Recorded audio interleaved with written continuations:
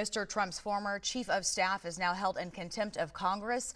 Last night, the House voted to hold Mark Meadows accountable for defying a subpoena to appear for a deposition. Meadows has claimed executive privilege and recently stopped cooperating with the Select Committee. Our D.C. correspondent Bofta Yimam joins us now live from Washington. Bofta. Good morning, Naja. That resolution yesterday was approved on a 222 to 208 vote. Only two GOP lawmakers, Liz Cheney and Adam Kinzinger, voted yes. So what is the next step here? Well, the Justice Department will determine whether to pursue the contempt of Congress charge. If so, Meadows could face up to 1 year in prison and a fine of up to $100,000.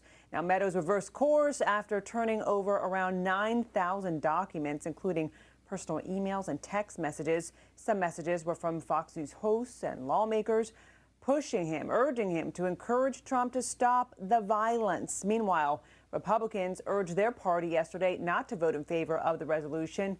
Representative Jim Jordan also accusing Democrats of treating Meadows as a criminal.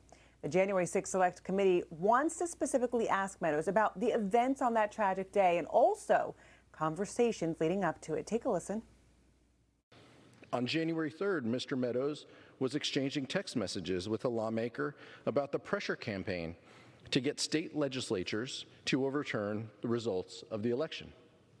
In one text message to a lawmaker, Mr. Meadows wrote, he presumably being President Trump, quote, "He thinks the legislatures have the power, but the VP has power too," end quote. The power to do what? We could guess the power to overturn the election results, the power to reject the will of the voters.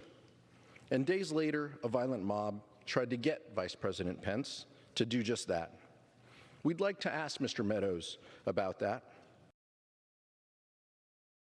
Meadows is now the first former lawmaker ever held in criminal contempt by Congress and the first held in contempt since 1832. Naja?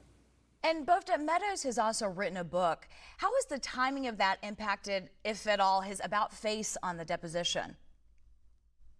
Right, so he came out with that book just around last week, and then Trump called that book, The Chief's Chief, fake news, and then Meadows didn't show up for the December 8th deposition. So it could be because he saw that Trump was really panning the book and decided that he was not going to go forward with the deposition. Also, it could be that his lawyers were saying this is too much information potentially, and it's going to get you into deeper hot water. You need to stop cooperating. Any of those circumstances, if you're a fly on the wall, right, inside some of those rooms, could have happened. But here's what we know. According to Benny Thompson, leading up this committee, only 3 out of 300 people have not participated, have not cooperated, I should say, with the committee. And we have to remind folks that on January 6th, what resulted from that, the attack resulted in about 5 deaths and about 140 law enforcement folks being injured from that day. And so this committee, what they are looking to do is find the truth. And that means that they're going to have to really go across broad strokes, looking at potentially other lawmakers, also others like Meadows. We know that Steve Bannon is also facing charges, his trial in July on that contempt of Congress. And so all of these things are their attempt to find the truth. Republicans, of course, have pushed back on that, saying that it is a partisan move. Back to you, Naja. All right. Thank you, Bofta, reporting live in Washington.